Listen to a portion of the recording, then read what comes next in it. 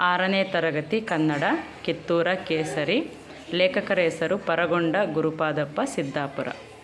ಈ ದಿನ ಕಿತ್ತೂರು ರಾಣಿ ಚೆನ್ನಮ್ಮನ ಒಂದು ಡೈಲಾಗ್.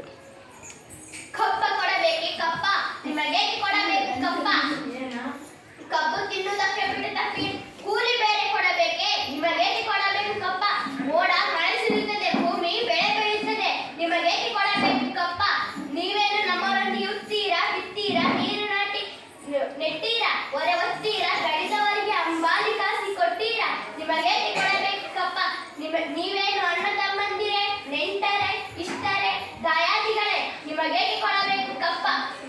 ಹಳೆ ಕೆಂಪು ಮೂತಿಯ ಕೋತಿಗಳೇ, ಭಾರತ ಬಿಟ್ಟು ಸಲಗಿ, ಇಲ್ಲದಿದ್ದರೆ ಕಿತ್ತೂರು ರಾಣಿ ಚೆನ್ನಮ್ಮನನ್ನು ಕಪ್ಪ ಕೇಳುವವರನ್ನಾಗಿ ಸೀಳು ಬೀಳಿವೆ.